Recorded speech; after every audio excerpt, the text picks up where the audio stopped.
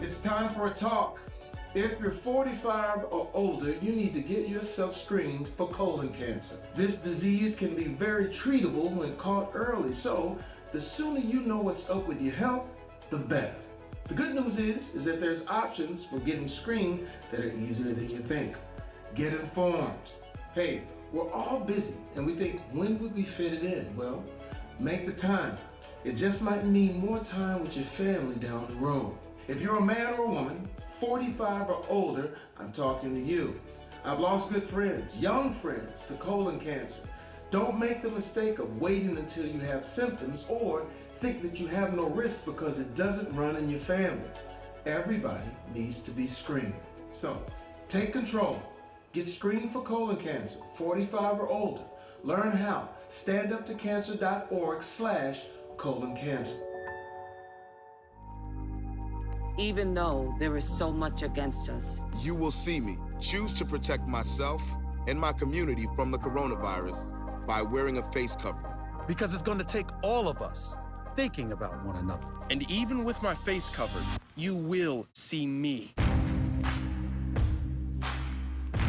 You will see me as a mother, a wife, a friend. As an athlete who gave everything to the game I love. As a father, leading by example. As a sister. An entertainer. As a champion for my people. You will see me finding a light in a dark time. To unlock our creativity and push our craft. You will see me demanding the space to tell the stories that matter. As a man who knows that tough times don't last, but tough people do. join us in wearing a face covering to help stop the spread of the coronavirus. Because covering your face is one small act of kindness that has the power to bring us together.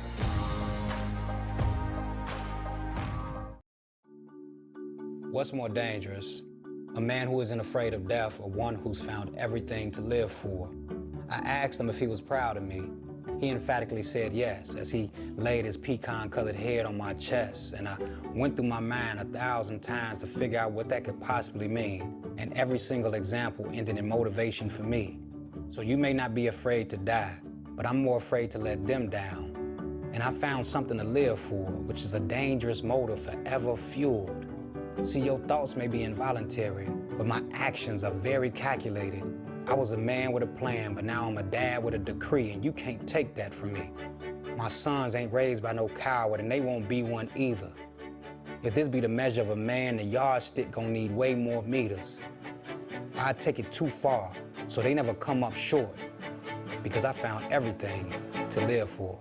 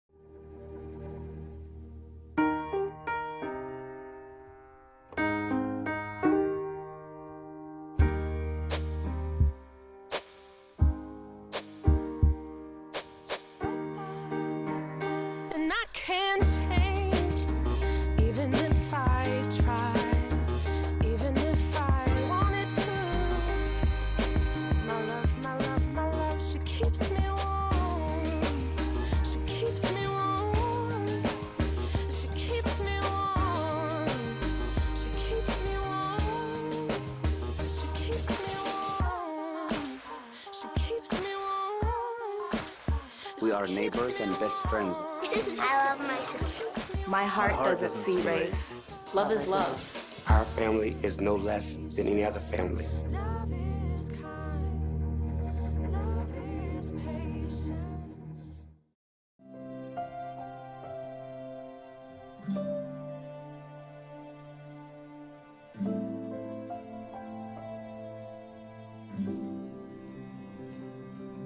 Whether it's advice on managing your anxiety or tools to help you stay grounded, Coping-19 provides a range of resources and self-care tips to help you cope with this pandemic. We can help. Find the resources that work best for you at coping-19.org.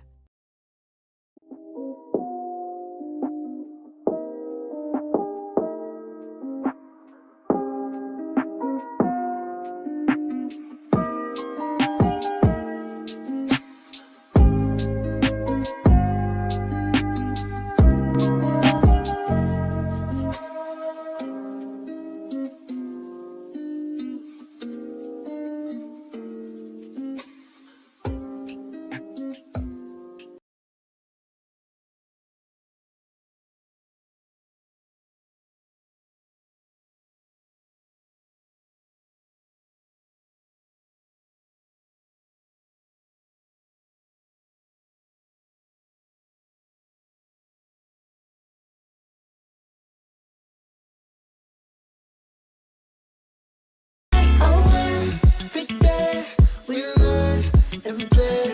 We do our best, so we'll be great.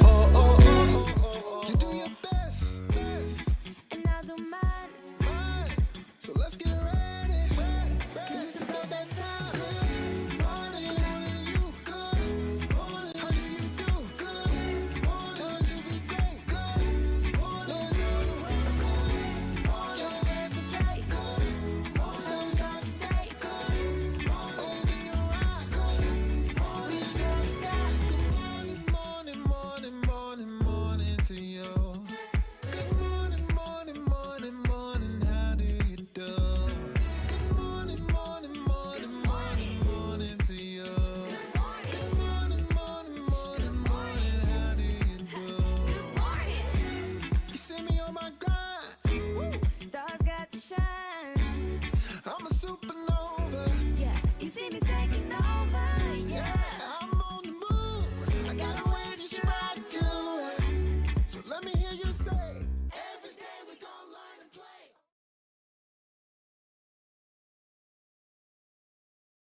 Morning. Today is Monday, 6. We met one of my girlfriends. Hold on, I need to fix that.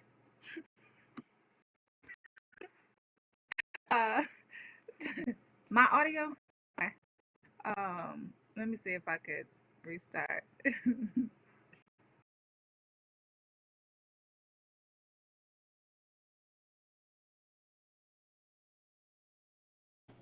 So, yeah, so today is my girlfriend's birthday. Happy birthday, Melanie. And we're going down to Miami to celebrate. I'm actually going down early.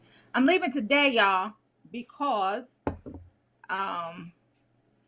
you know, I need some time to myself. So that's what I'm doing. I'm leaving today and I'm going to have fun by myself. The girls don't get in until Thursday, so I'll see them then. But until then, so y'all see a different background tomorrow. I'm just letting y'all know. Anyway, hey y'all, hey, I'm checking in with Facebook. Hey, Jeffrey Phillip Hicks, happy Monday. Derek Dwayne Hawthorne, good morning, Jeffrey. Oh, I said Jeffrey. Nicholas Craig, hey, happy Monday, good morning. The Good Shrop is the Good Shrop is in the virtual building. What's up, Robert? Jean, hey girl, hey, you know I'm coming to see you. Jean, don't play. I'm coming to see you, so don't be acting all unavailable. Jean Bracy is online. Good morning, Jean. Hey, Summer Williams. Good morning. Connie, what's good, girl? Good morning, y'all. So yeah, that was just my little weekend thing. Did y'all catch the lineup last night? We had Aunt Louie on from Snowfall, and she is such a doll, y'all. She was so graceful. She was just so nice and kind. I love when especially celebrities are nice and kind. She was definitely nice and kind, and she spilled just a little bit of tea, just enough to let us know that there was going to be a season 5. And we're hoping that Aunt Louie comes back healed and not she got shot, so hopefully she not, she's Jane, I am coming to see you, don't do that. Hopefully she is not hurt. So we'll see when we come back next season 5. So she said they're about to start filming, and it should come back sometime late summer. So do y'all watch Snowfall? Snowfall is the stuff. Actually, I'm a late Snowfall fan. I'm late to the game, but it's still good. So they had Snowfall like on the same level. Well, they were ranking like The Wire, Snowfall, and Power, and they were kind of like ranking them all. Where would y'all say that they fall? I don't know. I'm just now getting into it, so I don't know. I don't know if anything can beat Power, because Power was just that good. Now, The Wire was good, but I needed an interpreter for The Wire, so I couldn't get into it. And then when they killed, what's his name, y'all? Idris Elba's character, whatever his character's name was, when they killed him, I stopped watching. I do have my mask. What was his name? Producer TJ. On the show, on The Wire. See, that's why I needed an interpreter, y'all. Idris Elba's character on The Wire. What was his name? I just had it in my head. It was oh, Jen, you gonna start watching Snowfall? Yeah, it's good. It's good. Whatever his name was. Anyway, when they killed off his character, I stopped watching. So I don't know what happened after that. I'm just letting y'all know. So anyway, when I rank it, I rank Power and then Snowfall and then The Wire. I said what I said. Stringer Bell. Yes, Lord. Yes. That's when I fell in love. I was in love. I'm just letting y'all know. Yeah, The Good Stripe. Snowfall is the business. Yes, it is. Yes, it is. So anyway. Did y'all watch the Oscars? Did y'all watch the Oscars last night? I'm asking because let me bring up my stuff, y'all. There were some snubs, right? Who would have thought that they would have did Chadwick Boseman like that? But Chadwick and some other people were snubbed. Viola Davis was snubbed, as well as Andra Day. Is it Andra or Andra? Where my police at? Where my grammar police at, y'all? But Anthony Hopkins, he had something to say about Chadwick Boseman. Did you guys see what he said? So he spoke out after the Oscar viewers say that Chadwick was robbed, which he was. And they said that let me see, y'all. He died. Y'all know that he died in August last year, so it hasn't even been a year. But Anthony Hopkins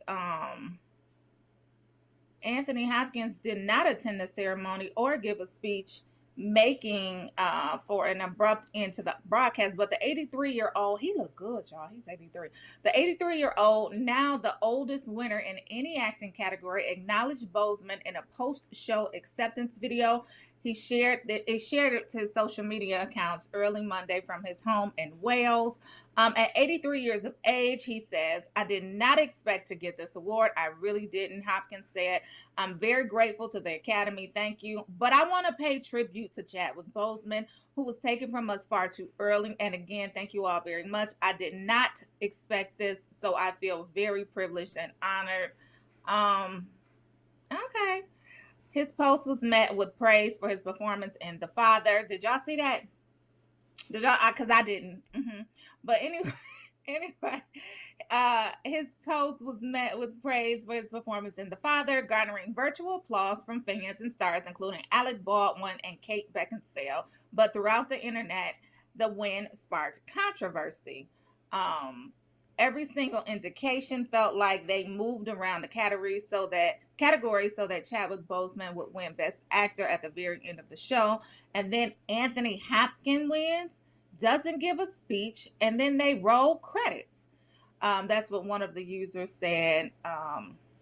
Another tweeter said, "A dying man gives the performance of a lifetime, the last performance of his lifetime, leaves it all up there, and you don't give him the trophy?" Another tweeter said, "He doesn't deserve whatever bait and switch that was. His memory will be honored regardless."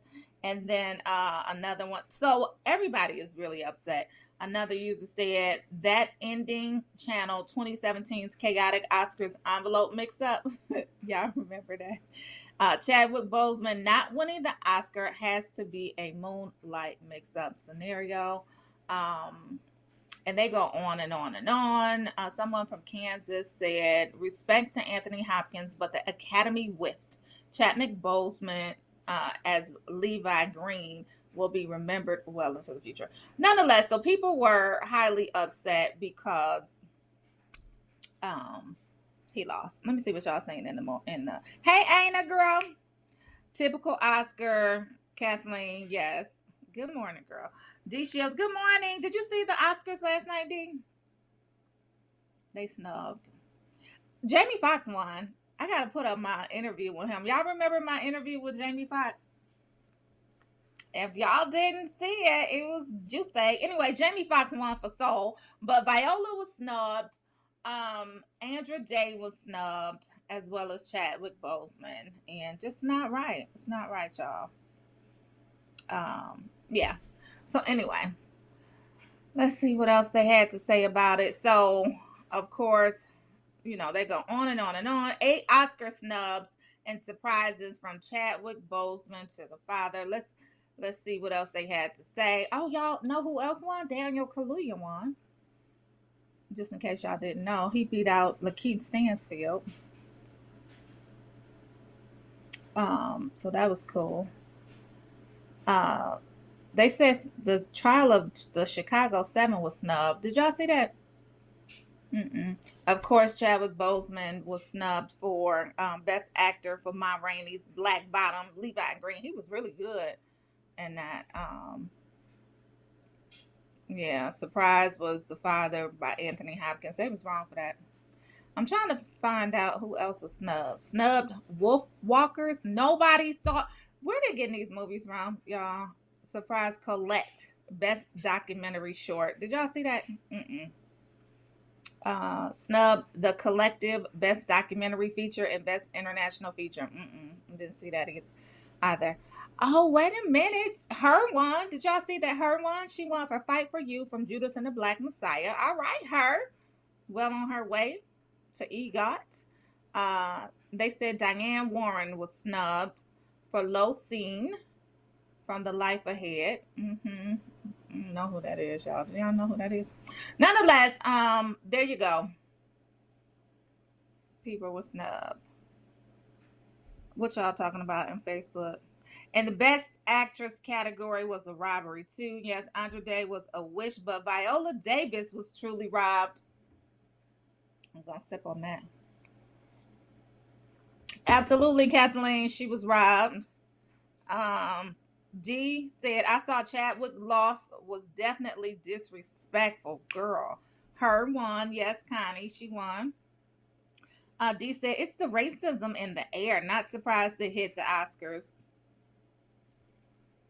All right, D, that part.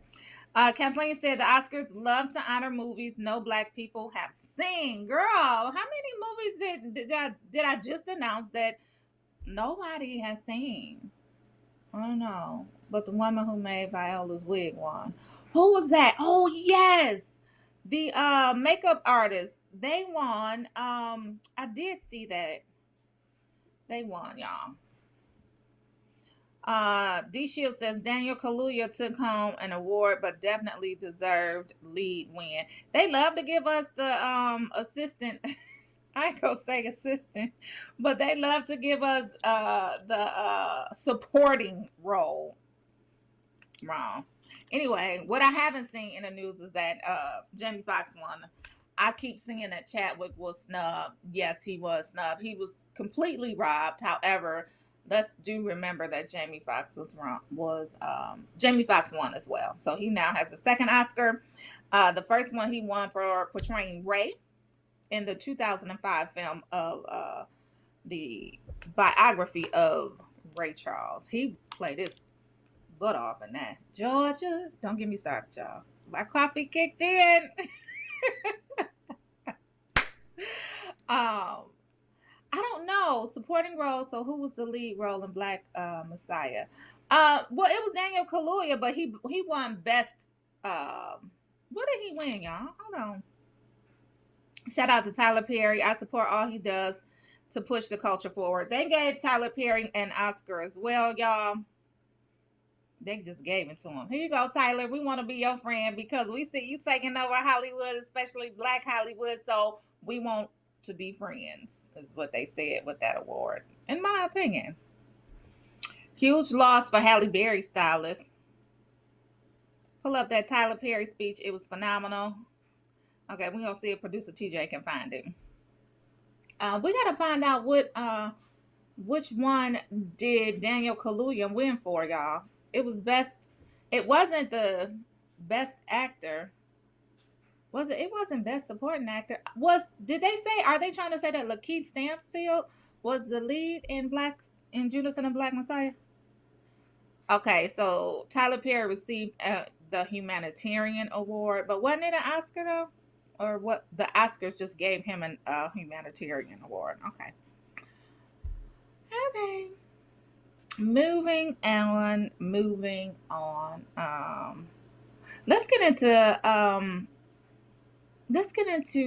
Shark Tank. Did y'all see that? Because I'm done with the Oscars. I am gonna find out which one that Daniel won, but aside from that, I'm done.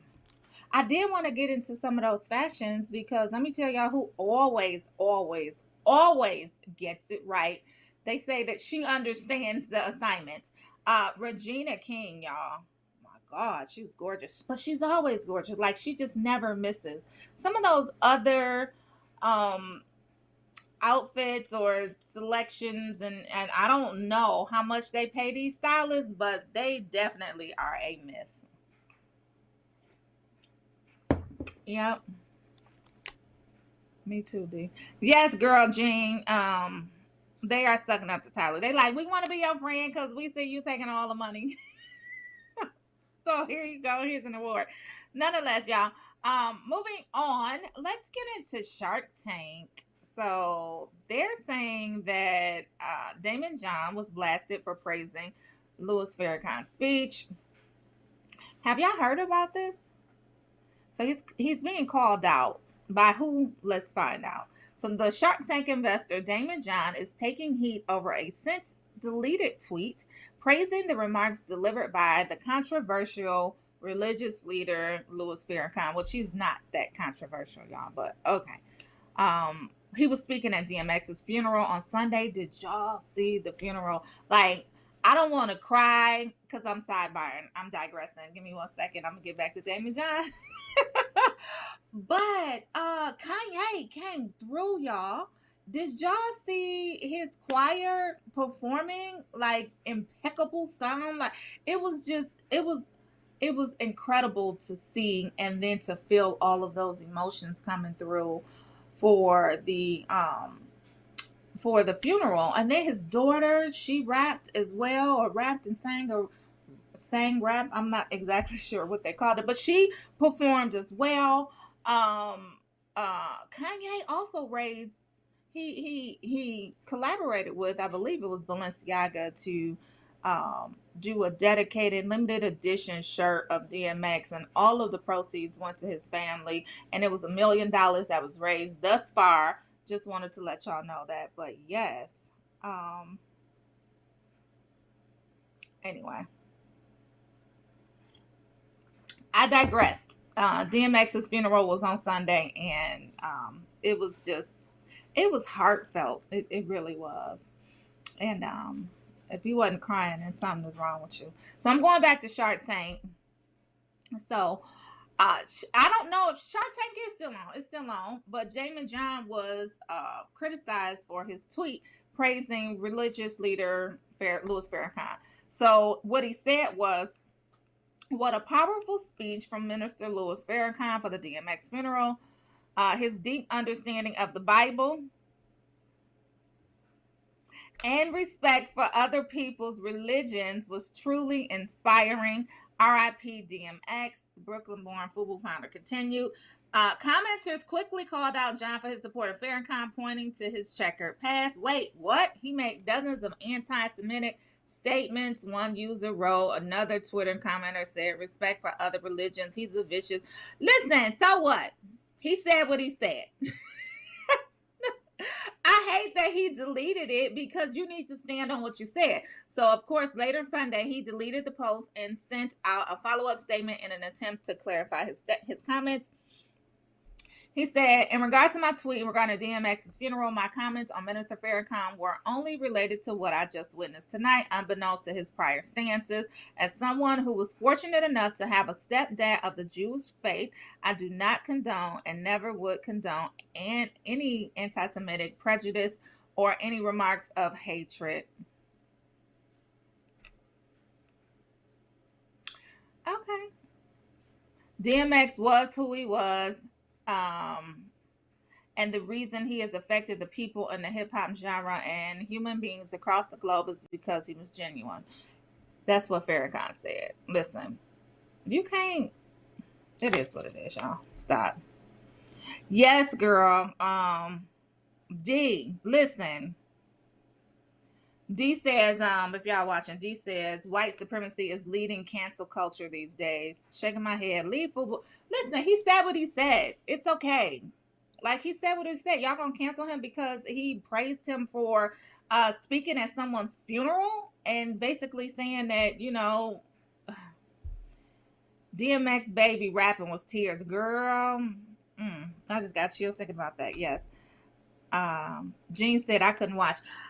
I couldn't watch a lot of it. I did watch the Sunday service with Kanye's choir, and they came through. Grace said, stop. I like your way of saying stop, Grace.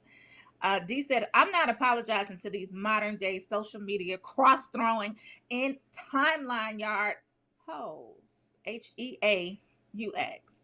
H-E-A-U-X. She said, I said what I said. Listen. Yeah. Okay. I think producer TJ want me to go back. Y'all leave him alone. He said what he said. It's okay. It's definitely okay. I understand that he had to go back and clear that up because because a lot of his followers was like, we not supporting you on this, dude. So I get it. Here we go. Daniel Kaluuya wins the Oscar for Best Supporting Actor. Right. Well, who the hell was the lead actor then? I'm going back to Daniel Kaluuya, and then we're done with the Oscars. But Daniel Kaluuya won the Academy Award for Best Supporting Actor for his nuanced portrayal of Fred Hampton and Judas in The Black Messiah, beating out his co-star Lakeith Stanfield, who was also nominated in the category. Kaluuya said in his acceptance speech to Chairman Fred Hampton, what a man, how blessed we are that we lived in a lifetime where he existed. There's so much work to do, Kaluuya added. Speaking about Hampton's legacy, that's on everyone in this room. Kaluuya's win was far from a surprise. Critics have widely praised his performance of Hampton, an ascendant leader in the Black Panther Party who was killed by police in 1969. He also won the Golden Globe for Best Supporting Actor. Who in the heck was the lead actor, y'all? Somebody? No, it wasn't. No. Producer TJ said that the white FBI agent was the lead. Don't do that. I don't believe that. That's not true at all. Anyway, y'all. Let me go back to Facebook. I don't know what happened. I'm not about to play with producer TJ. He want me to say something that's going to get me canceled. He keep putting stuff in the chat, y'all. I ain't saying what he talking about.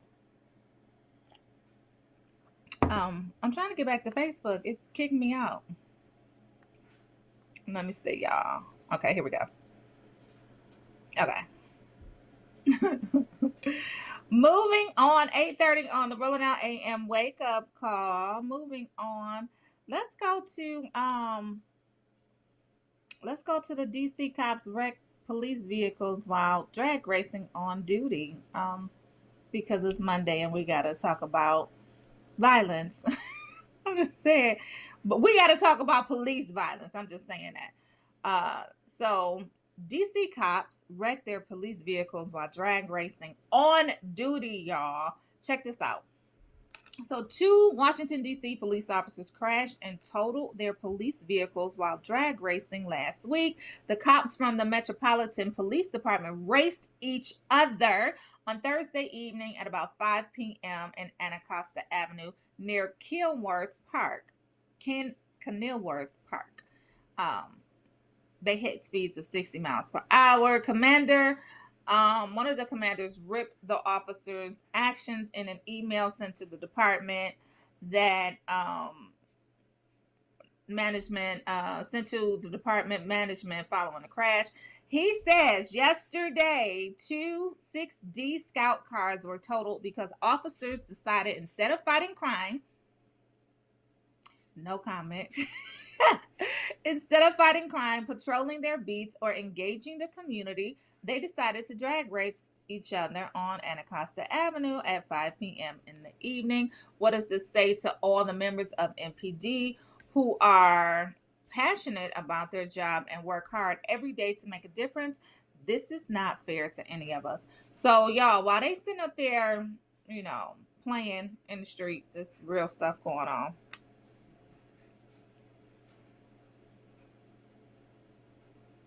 I'm going back to Facebook. I was reading Jane's comment. So they sitting up there playing. Do they get arrested for it? Because other people get arrested for drag racing. What's their punishment, Producer TJ? They have not been fired. They have no punishment. I'm sure they were probably of the other persuasion. So say what you said in the chat. Producer TJ be trying to come in light. He be trying to get me that they probably were white officers, so which means they won't get punished and they are still working. If it was a black officer, they would have been fired, and their picture would have been on TV. Absolutely. Drag racing and killing people. Robert, that part. Way to go, DVD said.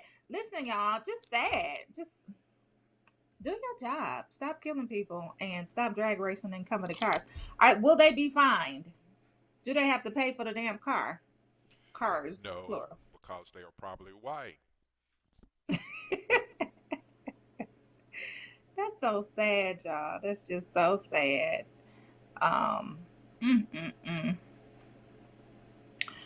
In other news that is potentially sad, y'all, moving on. Have y'all been vaccinated yet? I'm just curious. I want to know. So y'all know I got my second dose. It was on April 12th. So I'm ready to go. Like, this is my 2 weeks. They said, wait 2 weeks before you go anywhere. And the effective rate is probably upwards. I don't know. I probably need to fact check this, but it's up there, right? So I'm not even going to give a percentage. But if you wait 2 weeks after the second shot, like, you should be okay. I do have my mask. I do have my face shield, so I will be good. However, y'all see that the J&J vaccine, the trust in it is low. Anybody getting the J&J vaccine? I got Moderna. I did have COVID arm. I don't know if I showed y'all, but I did have COVID arm. Nonetheless, people's trust in the J&J vaccine, Johnson & Johnson vaccine, is low. Yet the overall intent to get inoculated rises. So fewer than half of Americans see the Johnson & Johnson coronavirus vaccine as safe. And barely more than a fifth of those not vaccinated yet would be willing to take it. Wait a minute, hold on. Let's read that again. Fewer than half of Americans see the Johnson & Johnson coronavirus vaccine as safe, and barely more than a fifth of those not yet vaccinated will be willing to take it. Okay, that makes sense. Yet overall intentions to get vaccinated have risen since January in the latest poll. So results on the J&J vaccine and interviews before it was returned to use this weekend, because y'all do know that they said it was safe to use this weekend.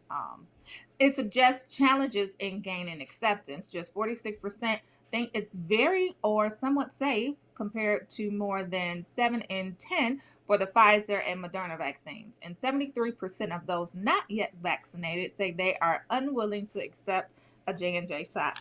Listen, y'all. Jen, you got Pfizer. I heard Pfizer really don't have any side effects. From the people that I've talked to, they basically said there were no side effects to Pfizer. And they haven't experienced any. Wait a minute. What'd you say, Robert? Oh, you got your you get your second one on May 8th. Fingers crossed. Which one did you get, Robert? First week in May, Moderna site. Okay. Which one did you get, Robert? So, nonetheless, general reluctance remains substantial. Unpersuaded by more than 570,000 pandemic deaths in the United States. Nearly 1 in 4 Americans, 24%, are disinclined to get any of the coronavirus vaccines, down from 32% 3 months ago. 16% rule it out entirely. If y'all not getting the vaccine, what's your reason for not getting the vaccine? I'm just curious. Aina, while you over there pleading the fifth. What is your reason for not getting the vaccine? Yeah, Jean, I'm just curious. I'm producer TJ. What's your reason for not getting? Putting producer TJ on blast, y'all. Anyway, I feel good. Let's see what else is going on in the news. So why y'all not getting? It's still too soon. Yeah, why y'all not getting vaccinated? We need to do herd immunity, y'all. I'm just saying. So I'm trying to figure out. Oh, wait a minute.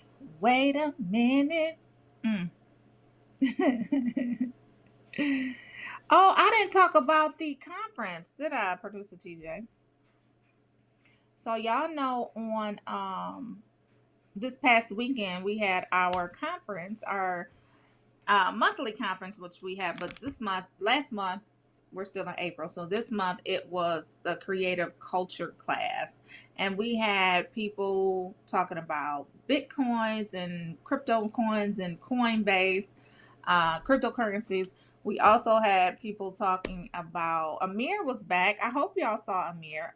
Our very own Amir, alumni of Rolling Out. He was there. He spoke on 2 panel sessions, one about influencing Black journalism, and then another one about independent publishing in a pandemic. So that was a great panel session. And then who else did we have? We had Rob Kenner. He was on talking about his book with The Marathon Don't Stop, biography of Nipsey Hussle. He was on. He had an engaging conversation with Munson C. Munson was also at the conference. We just had some great panel sessions, y'all. And then it culminated with Sisters with Superpowers, Empowerment Tour, Seagram's Escapes. It was Cocktails and Conversations. And we had Nicole Kane, who had a very, she was kind of tearful in her testimony, and she made me tear up. And initially, I was thinking, is she crying? and then she came out, and she was talking about her baby, her entrepreneurial baby, which was Nicole Bitchie. And then when she came to Nicole XO, she did a partnership with Will Packard, and she was just saying that it was just difficult to be acquired, so to speak. And so she was giving her testimony, which was good. We also had Beatrice Dixon. She is the CEO of Honeypot. Honeypot vaginal wellness products, y'all. Y'all remember her. They tried to cancel her last year, and Black women came to the rescue again, because that's what we do. I'm looking at D. What happened? Okay. She said, I caught a few stages and literally took an emergency call that had me Girl, that's so wrong. It was good. It was good. Beatrice had some gems. I love how unapologetic Beatrice is. She is who she is. She doesn't make any apologies for it. And she's been through, she's been tried and true. So she has some stories for us. She was telling us from a CEO perspective how, what some of her challenges were. Like, during the pandemic, not having enough product to meet the demand, and, having glitches on websites. I'm not exactly sure which website it was, but they still allowed people to purchase items when they had already ran out. And she was just saying, those are the type of challenges that we have to overcome and get through. And it's not easy. And, you know, they all said, you know, being an entrepreneur, being a CEO, even though a lot of them have raised millions of dollars, they were just saying it's not an easy feat. Like, it's not for the faint of heart. So if y'all want to be an entrepreneur, go ahead and get out there and do it. But just know that it takes all of your time. They were also talking about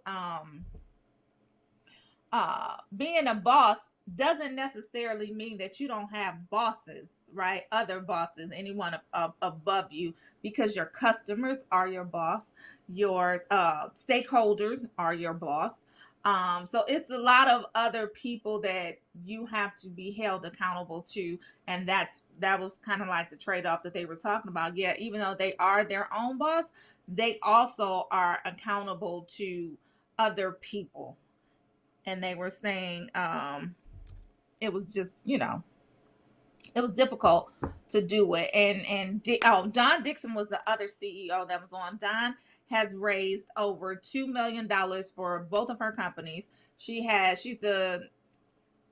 the executive board for Flat Out Heels. So Flat Out Heels are rollable ballet flats that you just carry in your purse, and whenever your feet hurt or whenever you tired of wearing your heels or whatever it is, you can roll those out and put those on. And so she was saying, even though she founded that company, she's not the CEO of that company. She had to hire another CEO of the company, but she's still highly involved. But she is the CEO, the current CEO of Popcom, which is a technology-based company that allows you to gather analytics from stand-up kiosk, right? So like vending machine kiosk and whatnot. I see it. So nonetheless, it was a great conversation, y'all. I don't know if we're going to make that conversation available to the masses just yet, but it was highly attended. People had some great questions, moderated by Africa Miranda again. And it was just wonderful. So we have another installment coming up in, what month are we in? This is April and May.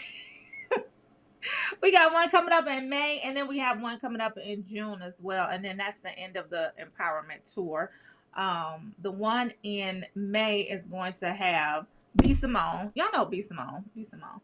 And wait a minute. I'm sorry. B. Simone is June because we're doing comedy in June. So I'll get y'all the names for the one in May, end of May. Wait a minute. Hold on. Wait a minute. What y'all talking? I'm in the comments. What is Taru talking about? Wait a minute, Taru. Oh, okay. I see. So Jean said, Taru, why you not on with Portia? And Taru says, because I continue to cheat on him with other men as my co-host. Don't do that. You know I would never cheat on you, Taru. You know I would never cheat on you. Don't do that. Taru will be back tomorrow, y'all. I'm just letting y'all know. He'll be back tomorrow. Yes, he is number one, Jean. Yes, he is number one. I just want to let y'all know that. Nonetheless. So where else we going, y'all? It's Monday, and I wanted to talk about some other stuff that's on the site. So let me tell y'all who is really killing the game right now, aside from his social media antics that he does on a regular basis. 50 Cent. Is it 50? 50 Cent. Curtis is his name, y'all. They're coming together to do a film on Centoya Brown. Y'all remember Centoya Brown? I know y'all remember Centoya Brown. She was, give me a second so I can find it, y'all. Centoya Brown was, I don't know why the site's so slow. Centoya Brown was the lady, she's a lady now, but she was the teen who killed her call guy, so to speak. I'm not exactly sure what you reference him as, but let me pull up the story so I could tell y'all. But nonetheless, 50 Cent is doing a story about her life. She just recently got out of jail when hold on, y'all. I don't understand how come I can't find nothing on this site. Her name is Cyntoia, Cyntoia, Cyntoia Brown. But 50 Cent is, let me see. They didn't find it. Cyntoia, Cyntoia. But he's doing something on her life, which is amazing because he is out here doing everything, y'all. Y'all know they were just in Detroit for, they were filming for BMF, which is coming to life. Shout out to one of my homeboys, Randy Huggins from Grambling. I attended Grambling with Randy. And Randy is out in Hollywood doing big things. But they were just in Detroit filming for BMF. Now they're back in Atlanta filming for BMF. And 50 Cent is just all over the place. So nonetheless, him and Lala Anthony, and this story is on the site. So go to rollingout.com to get all of your latest in news, celebrity stuff going on. And all of your information. So nonetheless, him and Lala are getting together and they're developing a Cyntoia Brown biopic series. So the project, based on her book, Free Cyntoia, My Search for Redemption in the American Prison System, will be executive produced by 50 Cent and Lala, and is currently in development. The series will air on Stars. I'm here for it. Y'all checking for that? I think they did this little girl wrong because she was 16 when I believe she got charged. So let me see. Okay, 15. Okay. So she was a victim of sex trafficking and she was forced into prostitution. She served 15 years of a life sentence for killing a man when she was 16. So in 2006, she was convicted of aggravated robbery and first-degree murder for killing 43-year-old real estate agent Johnny Allen. Johnny Allen, what type of name did that sound like? I'm just asking.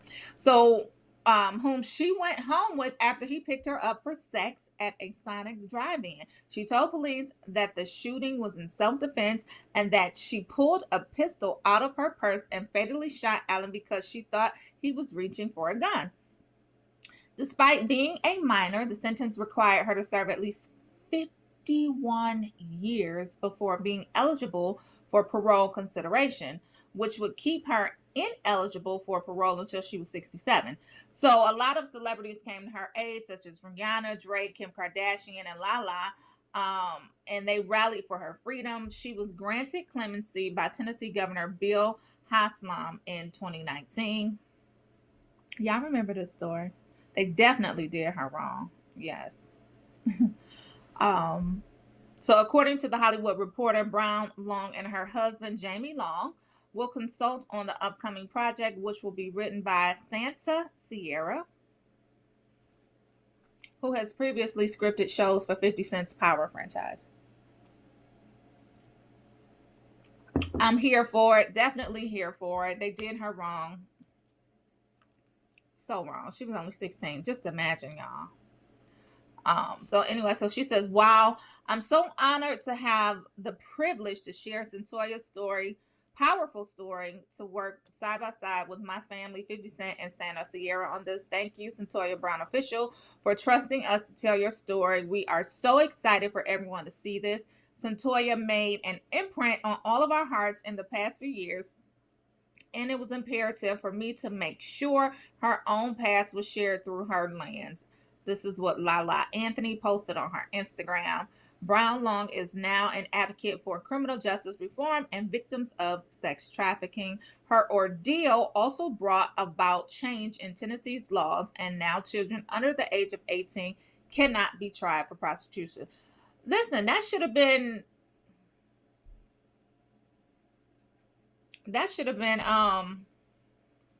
number one. There she is, y'all. So that was the guy that's Johnny Allen. So that's your answer. But listen, that should have been number one. Like, he was soliciting sex from a minor. So that just went out the window when she got convicted. Lost half of her life in jail, in prison. Yeah. And I'm definitely excited because they're going to tell the truth. Yes. He was a perv and she was a child, Robert. That part. Sad. She was a baby. Definitely deserves her own film. Yes, of course. Y'all trying to get me canceled out here, ain't it? Yes, of course. He's white. Throw the book at her. Yes, he's white, of course. Throw the book at her. Listen. That's what it is. So, kudos to 50 Cent, Lala, and Centoya Brown for making sure that her story is told. While that may increase child trafficking, under 16 can't be convicted for prostitution. Was the end result? Well, I mean, we're not gonna look at it. We're gonna hope for the best because it could, but we don't want it to. So we're not gonna speak that. Nonetheless, looking for that to come out, as well as the BMF series. I can't wait for that to come out. I need to check in with Randy. He's back in Atlanta now. When he was in Detroit, I didn't get a chance to see him, but they were filming. A lot of people were tweeting. 50 Cent was out here. Cash Doll was out here. So a lot of people were out here filming it. I can't wait for this because this has so much buzz. This has so much I don't know if you want to hold it up there with Power, because it might be. And Randy also wrote on the Power series for quite a while. And then he went on to Rebel, and then he went on to some other series that he wrote for. But y'all, I'm trusting that it's gonna be that deal. I can't wait. We got guests coming on at 9 o'clock. We waiting on First King James, y'all. First King James should be on in a second. But don't worry, Teru, because you still my number one. As soon as First King James get here, we have a guest that is coming on at 9 a.m. I'm going back to Facebook. Robert says the judge and the prosecutor who convicted her like that were pervs too. Whew. Team of writers on board. I think it will be a great film. Yes. Yeah. That's wrong. Looking forward to that coming out. 50 Cent is on fire, y'all. I can't wait to see it. He got a lot of stuff in the pipeline. I think him and Lena Waithe are out there leading the pack. And so there are definitely some people that we can aspire to. Speaking of leading the pack, Ava DuVernay is developing an animated series for Netflix. Go to rollingout.com for this story as well in entertainment. So she is bringing another fascinating story to the big screen and developing a series based on Toy T. Sutherland's Wings of Fire young adult fantasy novels. Okay, Ava. I do like this little blue and red contrast that's going on. Maybe producer TJ can go to the site. Y'all, Jean be having me so sidetracked. I'm sorry. She is so funny. She talking about he's up to $1.50 by now. He not 50 cents no more. Girl, stop. I'm sorry, y'all. That's funny to me. I know it's corny, but it's funny. Nonetheless, I'm going back to Ava. So Ava is bringing another fascinating story to the big screen. According to the synopsis of the animated series, the series is centered around a bitter war that has raged for generations between the dragon tribes who inhabit the epic world of Pyrea. According to the prophecy, 5 young dragons will rise to the bloodshed and bring peace back to the land. Raised and trained in secret from the time they were hatched, the dragons of destiny, Clay, Tsunami, do that again. Clay, Tsunami, Glory, Starlight, and Sunny will embark on an evolving quest that will bring them face to face with their true selves and the overwhelming scope of the savage war they are destined to bring to an end. So this sounds like it's gonna be good, y'all. Netflix ordered 10 episodes of the series, which will be 40 minutes each. Sutherland, who is the author, has written 20 novels set in the world of Pyrea since 2012, so DuVernay has plenty of material to pull from. Earlier this month, Warner Brothers announced that it dropped Ava DuVernay's New Gods. The director was expected to make her trek in the DC universe, but now it looks like she'll be taking her imagination and talents elsewhere. Congratulations, y'all. Wait a minute. D says they are seriously out there canceling showing the NBA games at bars until LeBron is not allowed to play. Consumers tell your bars to stop bias politics. We don't have to talk about that when King James comes on. Is King James here yet? Do he? Let me test. Because King James got sports. So we're going to see what they're talking about. But right now we have a guest. Are we bringing her on? Hollywood stunt lady, y'all.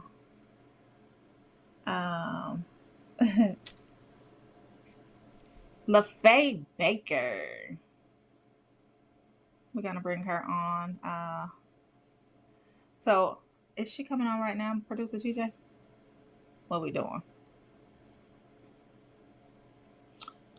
She's not on camera yet. Okay. So I'm just gonna queue her up. We're waiting on both her and King James to come on. But LaFay Baker, she is a stunt woman, y'all. Hollywood stunt woman. And she grew up in South Central Los Angeles. And early on, her mom introduced her to hula hoops. To this day, y'all, I don't know how to hula hoop. I be trying. I guess I don't try enough. So nonetheless, early on, her mom introduced her to hula hoops, and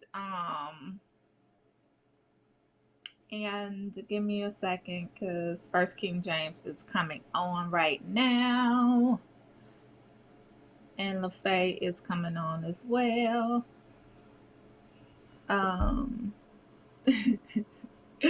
And she excelled in the world record in 75, as well as setting the Guinness World Record by twirling 58 hula hoops at one time.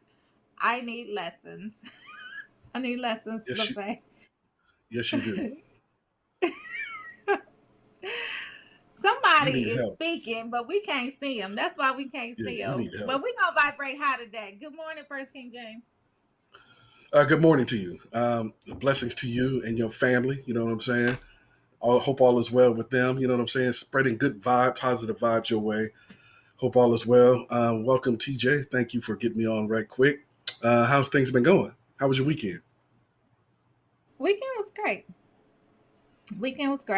Did you join us on the wind-up last night? No, I was not. I was not able to because of the fact that experienced some technical difficulty. Oh. Huh? I thought you. No, I experienced some. Go ahead. Will you stop interrupting me, please? Thank you. I experienced some technical difficulties trying to get some work done in advance of the day, and that didn't work out. So hopefully that'll get squared away because it's becoming a chronic situation. But anywho, did you watch the Oscars last night? No, Okay. I didn't watch. I fell asleep on them. I was asleep. Like, as soon as I finished talking to you, I went right to sleep, like out. But D had a comment that I want you to talk about, and I know you got it in your report for sports. They're talking about canceling the NBA games at several bars until LeBron is not allowed to play. What the heck? What's going on with that? Well, yeah. So that's good. Thank you. That's a good segue and a handoff, a nice little assist, if you will, an alley-oop in sports parlance. For the beginning of my report, hello, rolling out AM wake-up call. I am the first King James who took his talents from Akron, Ohio to Atlanta. And yes, I have something to say about this because LeBron is a Buckeye, I'm a Buckeye, and this sports bar is in the Buckeye State. So, wait, what happened? Hold on. We're going to have to talk about it when LaFay goes off, because I thought you was going to segue into LaFay. LaFay is on. Oh, she's on already? Yeah, she's on. Oh, okay, because I had 9:15, but I am very, very pleased at her. Oh. You know what I'm saying? I am very pleased that she's ahead of the schedule. I'm glad. Okay, wait a minute. So producer TJ said for some reason, so read the chat. Oh, okay. Actually, I didn't Maybe have the she chat coming on. back So. at 9. My bad. No, Go ahead. Did she leave? You gotta read the chat. Oh, she keep turning off. Okay, hopefully we can get that squared away. Read the chat, read the chat in your head, not to everybody else. Oh, okay. And so as TJ tells me, I need to talk in my mind from now on. Okay. All right, got you. Any other instructions, TJ, before I begin my report? Okay, thank you very much, sir. Okay, so this is repugnant. Okay. There's an Ohio sports bar who basically wants LeBron James to just shut up.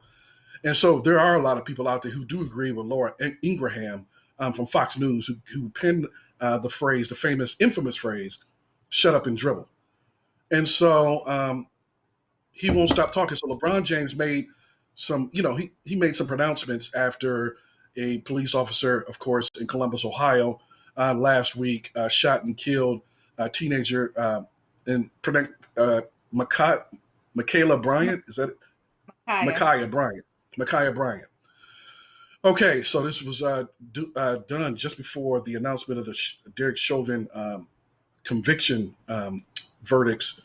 And so a lot of people were traumatized, exponentially because of the timing of it. So what happened is that LeBron James was just put a picture of the police officer who shot the young teenager and said, "You're next. Accountability." Well, you know that the people who promulgate misinformation and disinformation ran away with that. They basically said that LeBron James threatened the life of a police officer. And a lot of conservatives, including Portia's ex-boyfriend, O.J. Simpson, chimed in as well and blasted LeBron James. And so what happened was that there was an Ohio bar who said, you know what, I'm tired of him talking. I'm sick of him speaking. So what we need to do to have happen is that I refuse to show any games that has LeBron James on it, including the Cleveland Cavaliers. If LeBron James, they don't play the Cavaliers anymore, but if they did, he probably would not show the game because LeBron James playing for the Los Angeles Lakers. So he's basically barring him until the NBA expels him. Now, to LeBron James's credit, he did delete the tweet. Number one, because of the fact that he might have spoken prematurely. But number two, also because of the fact that his words are being used to sow more hate, quote unquote, racism in America by the right wing and, basically the dastardly, nefarious, far right wing white supremacists who basically want black people to stay in their place and to shut up and dribble and entertain. And so, yes, TJ, I got a haircut. Oops, I forgot. I'm supposed to speak to myself. I'm supposed to speak in my head. I'm trying to keep my face because I'm reading the chat and producer TJ over here jonesing on jonesing on King James talking about he got a haircut. Your haircut looks very nice. First, King okay, James. well, but he wasn't jonesing on me. But he was trying. Well, you know what? He was trying to clown. He was clowning. He was clowning. Okay, but anywho, and so this is a very serious matter because I know we have a few minutes before we bring LaFay on. This Yeah. segues into my next point, and I want you to comment on this, Portia. The IOC of the Olympics is now going to punish anybody who has the audacity to kneel or to raise their fist in protest at the Olympics. And so I just got wind of that. I don't know how I missed it. The story is about three days old, but I definitely wanted to address it instead of Kevin Durant return to the NBA. That's not really big news. He scored 33 points. He's a superstar. He's a megastar, one of the greatest of all time. So the fact that he came back and torched the Phoenix Suns 128-119 with 33 points is not really news. What I really wanted to talk about is the IOC, because it's becoming unequivocally clear. What's the IOC? What is the IOC? The international something, but the international committee. It's the international committee that basically puts on the Olympics. International every 4 years. Olympics Committee. Okay. Yeah, and so so they decided, and they have basically declared that anyone who bodaciously kneels or raise their fist in protest will be punished at the Olympics. So basically, Portia, is getting to the point where they don't want us to march in the streets. Florida has just passed laws criminalizing demonstrations and protests and marches. Many other city or states are going to follow suit, because Florida is one of those marquee states that basically, when they pass something, every other state seems to follow. So they don't want us protesting in the streets. They don't want LeBron James. They want LeBron James to just shut up and dribble. They don't want us to protest at the Olympics. They don't want us as the athletes to use their vast platform to talk about politics. So where is it in the world can we ever have the opportunity to air our grievances about chronic, nonstop police brutality and racial inequality? So I just wanted you to comment on that about the IOC's decision. It's just, so I'm going back to Facebook. Listen, it's terrible that they want to censor us like that and basically just tell us to shut up, right? Shut up to now. We're going to give you what we think we need to give you in terms of money, dollars. But other than that, you don't have a voice. I don't understand. Maybe if we took our talents to our own platforms, right, and created our own leagues, such as what Ice Cube was trying to do with his, what is it? Is it the Big Three? 3-on-3? Yeah, the Big Three. Yes. Mm-hmm. And then, do our own Black-owned platforms, Black-owned stages, Black-owned leagues, Black-owned. Then we can say whatever we want to say, because at the end of the day, we are truly the ones that shape culture, King James. So while they're sitting up there telling us what we can't say and trying to censor us on protesting and being peaceful about our protests, they're not over there making up laws for the insurrection that happened on January 6th. Why? No. Why? No, they're not.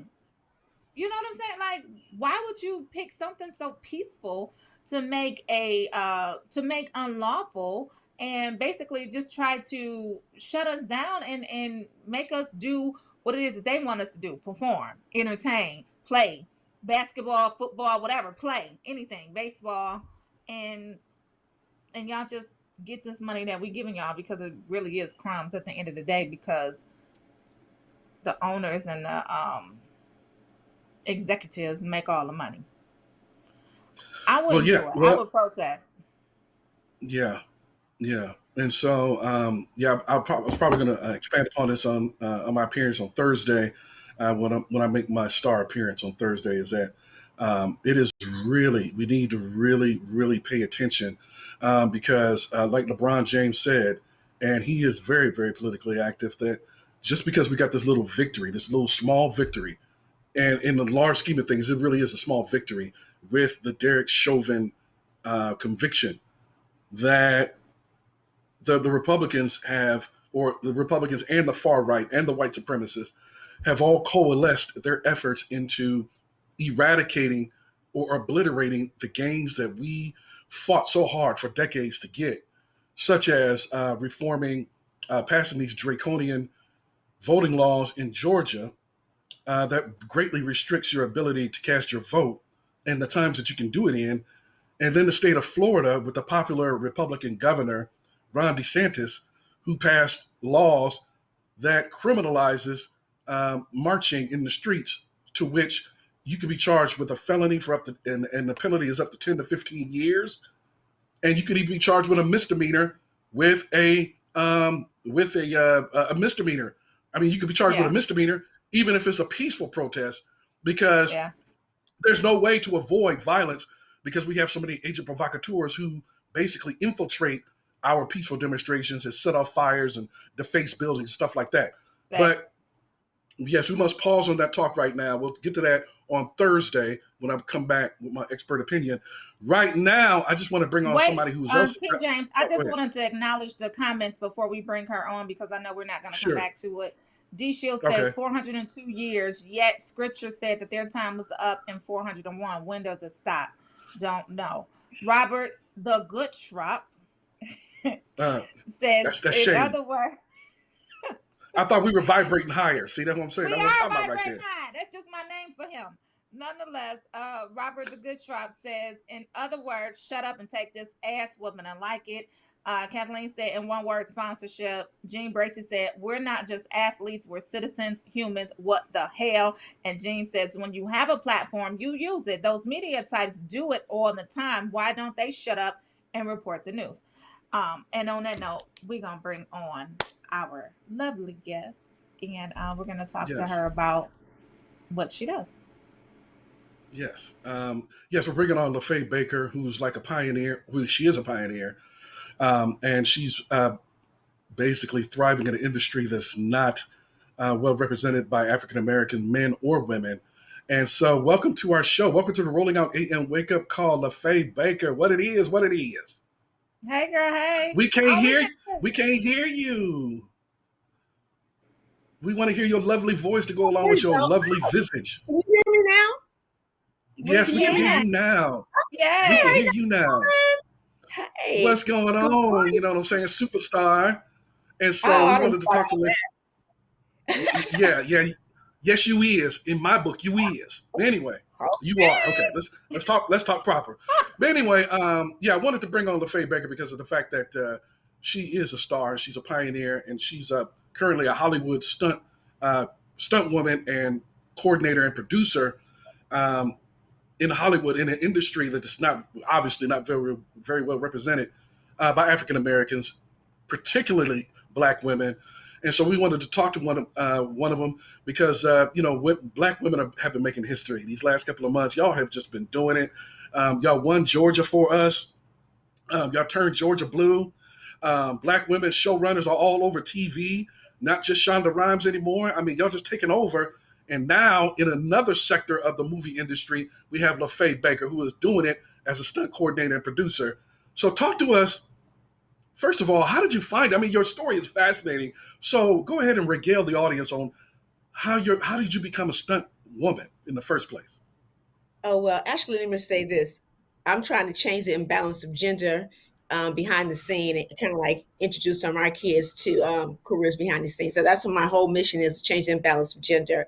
So I had to say that first because you mentioned it. And how I got into business, I actually stumbled into business. My background is in gymnastics in high school and college, but I was working as a peace officer, and one young man came up to me and he said, you ought to be a stunt woman. I was like, stunt woman, you crazy? Because I just thought about, fall off buildings. That's not something I had ever heard of. I didn't really know much about production per se, but when I heard you mention, being a hula hoop champion and all that, what I used to do is travel with Whammo and do a lot of talk shows. So I kind of like knew about entertainment, but I didn't really know about the production component of it. So I got bit by the bug. And what happened was I was working as a probation officer, and this young man said, you need to be a stunt woman. I said, he's crazy. I put something in my Bible. Lord, I want to put something in entertainment. I didn't know what, just because of just being in LA. And then one day my friend was dating a cameraman, and he invited everyone to Gladstone. Some of her friends, some of his friends, it was a stunt guy inside the group. And all these people, the guys were from production or whatever. So I was talking about that, but I still didn't take it seriously. Then I got a promotion in probation, and I was telling one of the guys thinking about being a stunt person. He said, "Really?" I was like, "Yeah, you know," and I was just kidding, whatever. And he says, "For real, let me call my friend." So he called his friend.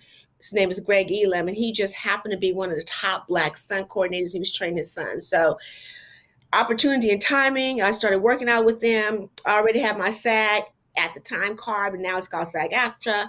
So I basically got bit by the bug, and my first job was on location in the heat of the night. There's a young lady named Sharon Schaefer. She was very popular in stunts at the time, and I guess she had another job maybe or something of the nature. And she asked me if I had my SAG card. Yes. And I got a call from the coordinator, and my first job, believe it or not, was in the heat of the night on Atlanta. You know, where do you actually work your first gig and make that kind of money on location? And I was doubling the young lady. Oh my God, I can't think of it. And I always go dumb on this one. Her name is, forget it. It'll come to me in a minute. But on heat of the night, and basically I was there. I arrived on a Sunday. They didn't call me to work until Thursday. So imagine that, and all that, you get to fly first class, limousine service. You have a lot of perks. And I was like, hey, maybe I can do this a little something. Maybe I could do this. Then I started training, started learning a little bit more about the business, and just started working with different people who specialized in certain areas at the time, outside of just working with Greg Elam at Dolphin Park in Carson. So that's how I got into business. I want Portia to go ahead and ask you a question, but I just think it's so special to he's being nice to today. speak. Oh, he's being nice? Oh my God. He's being nice. No. He's being nice. No. I still. No. Well, I'm gonna.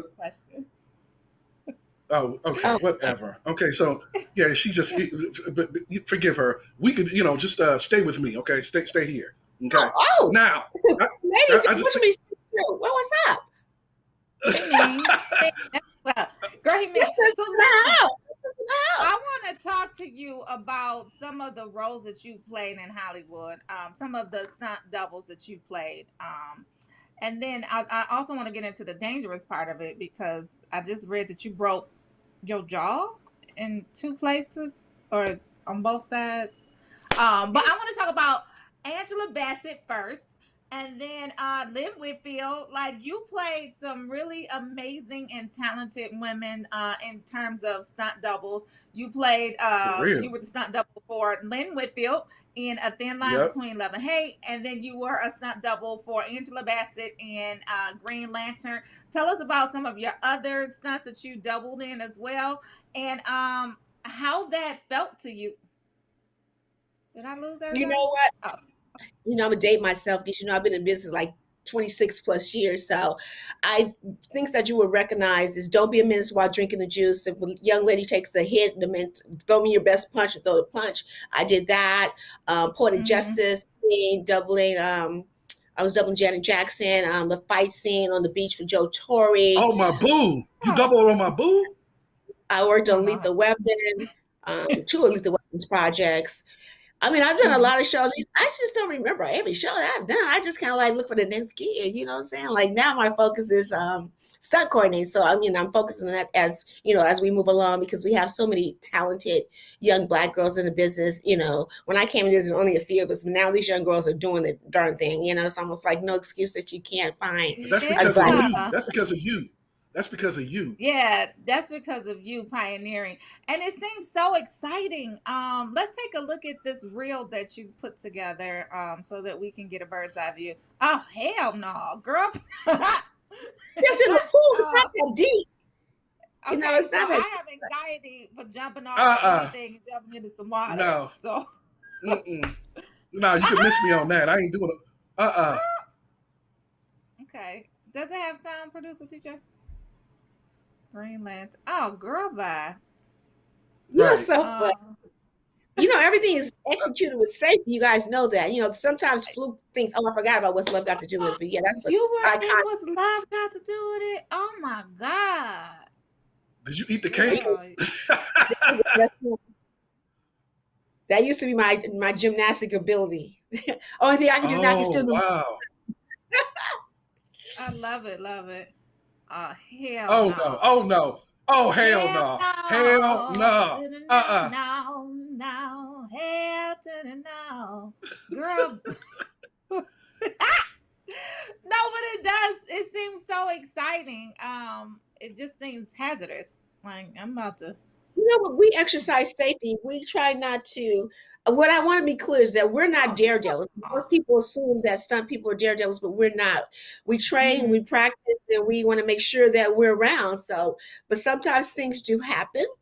In my case, things happen. So, you know, you just want to act with caution. Yeah, virtuosity. Oh Lord. Okay, That is just, Denzel. I mean, that is just fantastic. I mean, I'm loving this. I'm loving this. So how? Okay, so how did this? I mean, it's changed your life exponentially, like in so many different ways. You probably can't even tell the many different ways that it has changed your life, becoming a stunt woman and now a producer and coordinator. But how has it enhanced your life, expanded your life? Well, you know, I actually created the stunt coordinating stunt women's workshop and award show for stunt women. That's where the producer come in. I wanted to introduce our women behind the scene, our stunt women, to kind of like start thinking outside the box as stunt coordinators. So I created a stunt coordinating conference, and then within the conference, we also have young women who are stunt performers. So I just thought it was important that I try something different because we didn't have any women really being recognized for this one award show that we have pertaining to stunts. And of course, everyone knows the Oscars, they don't recognize stunt people at all. But women put their They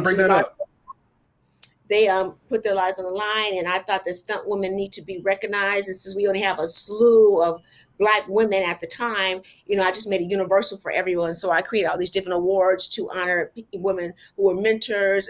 Helen Gibson Award, which is like the legendary first stunt woman. She's white, whatever. But I just kind of like created different awards, award show, mentorship, Jewel, Stunt Woman of the Year. I just created a different one so that women can be recognized. And with that, I do the stunt coordinating conference as well, just for women to start thinking. And some of the young ladies so far from the conference have already started coordinating shows. And, you know, I spent 10 years actually developing the Diamond in the Raw, which the award show benefits the nonprofit that I created. And the nonprofit actually introduces young girls to production. Most young girls want to be in front of the camera. They don't know about the many careers behind the scene. And that organization is called Diamond in the Raw.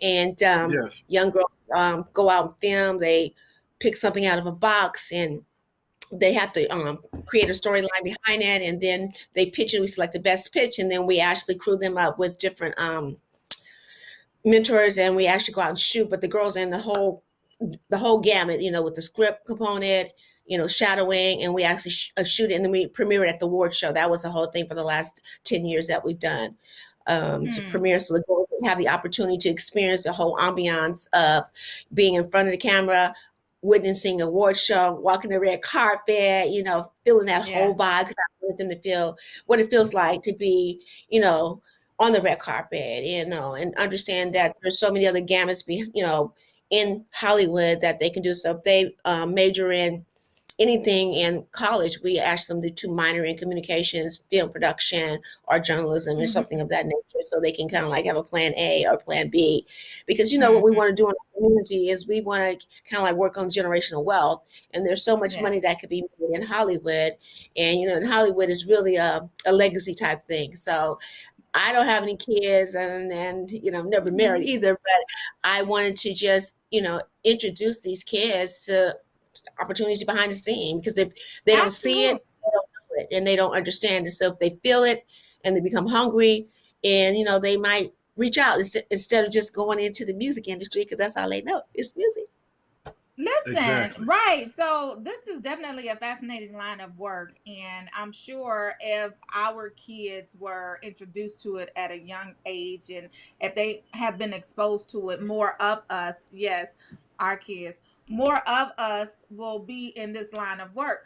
What's the youngest age that you recommend for being a stunt double? Because we see some of these kids doing these action movies too, but what's like the youngest age? Oh, no. Stunt, no. We have, those are stunt performers that are older. Kids aren't supposed to do stunts. Yeah. Okay. Yeah. You know, yeah. So you can't have kids. What's the recommended age? What's the recommended age for kids to get into the business? I mean, 18, 21, once you become adult, you know, you meet up with people. Like I said, everything is opportunity and time. A lot of times what happens is if there's something that is a specialty, then someone may be looking for you. Like a good example, I recently was coordinating family reunion, and we needed to find a Black skateboarder girl who could do a 360. So none of our stunt girls could actually do jump in the air on a skateboard and do a 360. So I reached out into Instagram and found a young lady, and she just happened to already have a SAG-AFTRA card because she was doing commercials. It was almost like thinking outside the box. Where can I go to make sure I have a person of color that's actually doing that job? So just kind of like thinking outside the box. And age, I just think 18, you have to be 18. We just don't want our kids to do stuff like that because anything can happen at any time. Right. And so speaking of anything that can happen, we read that you broke your jaw. Let's talk about that. So we know that it's a safe industry. You guys take precaution. You practice safety measures. Things can happen. What happened when you broke your jaw? Well, actually what happened, I was working on the Fuji's video, and we were in a place called Latigo Canyon. It was up high, and I was doubling Lauren Hill, and I basically was on a motorcycle. It was a very easy jump, and I did the jump successfully 2 times. And the 3rd time they added a wall of smoke. They never radioed down or said there was going to be smoke. There was no safety meeting or nothing else. So when I came up the hill, I couldn't see anything. So I didn't know where I was. But on each side, it was like a narrow road. There was a drop. So I didn't rev my bike up because I couldn't see. So instead of revving my bike up, my chin hit the speedometer, and I broke up both of my jaws at the joint, and then fracture. I said broke the jaw, and I splattered my mandible in 3 places, and my teeth were hanging everywhere. I mean, all my teeth were hanging everywhere. I couldn't even close my mouth. That's how bad it was. It was really devastating for me when I was on the ground because I didn't know, how I was acting. I guess I was in shock or whatever. But I kept saying, "No more pretty teeth," and I kept screaming. I was like, "Oh, no more pretty teeth!" Ah! And then I think every time I screamed, the blood was coming out of my mouth. They kept saying, "LaFay, you gotta calm down." And I was like, "I'm cool. As soon as I rubbed my tongue on my teeth, I started screaming again. So they said she must be okay. So it was very interesting, and it has this effect on me. But I had to reclaim my position. I just kept telling my mother, I worked so hard to become a stunt person, and I love the business, and I just got to do what I have to do to get back on track. And I just consider myself being on the injury reserve. I came back, and of course, after that, it's like I didn't want to do as many dangerous tricks as before because I always want to do a car hit, just to have that on my record. But after that, I was like, okay, I'll just do certain things they call you for it. And a lot of times when you get hurt, people don't even want to call you. But, the business is really kind of unique, and when there's things that happen or go wrong. So, that's pretty much it. So I started thinking outside the box after a couple more years and started creating my own stuff. And that's pretty much what I'm doing is focusing on coordinating. And I think that my first coordinating job was the television show Sister Sister. I had the opportunity to work on that show. It was one episode, but it was a blessing. At that time, I wasn't really trying to pursue coordinating, but I really wanted to still hit the ground and kind of like really prove myself, do a lot of more stunts. And then the opportunity presented itself. One of my best friends, we started together, trained under Greg Elam. He wanted an interview for Dorothy Dandridge, and Halle Berry wanted women in key positions. So she was thinking ahead of the game. So she wanted women in key position. And at the time, he told them that I had a friend. She's really in the business, and she's interested in coordinating. So I went in for an interview, took my storyboards, and I actually was able to secure that particular job. It was a great experience actually working with Martha Coolidge and just being a team of professional women in entertainment in every crew position. It was a wonderful experience. And that's one of the highlights of my career is actually having my first job on something of that magnitude. It was an HBO special. And now, with our record, I always say I'm the first African American stunt coordinator in a big budget project. I learned how to utilize different phrases. I'm not the person to kind of like toot my own horn, and people's like, "You're ridiculous. You need to, talk about what you do." So I'm trying to do better, but that's, it's not necessarily not me, but I'm trying to do better. You got to shine. You know what I'm saying? You got to shine. What I wanted to know, what is it in your opinion, from your professional expertise, the type of person that it takes to become one, both physically, psychologically, and emotionally? What kind of person makes a good stunt person especially in a stunt woman? I think one thing, you need to be agile. You have to be athletically inclined, and you have to have excellent networking skills. That was one of my weaknesses. Networking skills, hanging out, perfecting your craft, just being a hustling. Because we don't have agents. You have to be a serious hustler, and you have to know the hustling techniques. What works for one stunt coordinator may not work for another. But pretty much that, and training. Set etiquette, and just being respectful, because you never know who anybody knows, when you're in a conversation, Right. you're on set, just really keep to yourself, because anything can happen. It's pretty much observe when you are actually working, pay attention to everything that's going on so you can learn while on the set. Because sometimes you can't just learn everything right when you're rehearsing or practicing, because things change. The director may want something different. So you have to be adaptable or flexible. Yeah. Okay. Let's talk about networking right quick, because that is very key in any industry that you go into. And you said you have to be excellent at networking. So give us 3 practical things or skill sets that you need when it comes to networking that will put you over the top. That's a good question, because I'm not the networking queen. But, there's some people who are just good hustlers. Like I said, hanging out. If you're on a set, now it's a little different, because we can't be on the set. Before, we could go on the set and help the coordinator. Like, so if it's you volunteer and you're hustling the coordinator, you want to drop up your picture and your resume or whatever, hang around, basically see if you can help them. Do you need any help? Can stay connected with the coordinator. If you want to, some people send the coordinator certain things. Offer to do variety of things. Just that's pretty much what it is. It's all about how you get along with somebody, and if that coordinator likes you, and just hanging out. That was a good question. There's no set way how you have to network, because, like I said, what may work for one person may not work for another. Me, I just kind of like send my pictures and resume out through different services, and then a lot of it's word of mouth, pretty much. So yeah. Okay. Well, what I wanted to know is that I wanted to make sure we brought up was the fact that you're getting creative in putting on these programs and conferences for young people to get into the business. And so you're working with Mary J. Blige, legendary Mary J. Blige, the incomparable Mary J. Blige. So I wanted you to talk about what you guys have coalesced your efforts into putting something on for young girls to teach them how to become stunt women and, self-confidence. So talk about that a little bit, please. So Mary J. Blige had established a partnership with Gold Bond. So Gold Bond had offered us to do some type of special program, because they were celebrating Black History Month, and they were honoring stunt women. I think it was Mary J. Blige did some stunt work on her show. And then we had another young lady from Canada. So we were actually trying to come up with an idea. So I just decided that I would create a stunt workshop for teen girls, and it followed in alignment with what I was doing already, trying to change the imbalance of gender.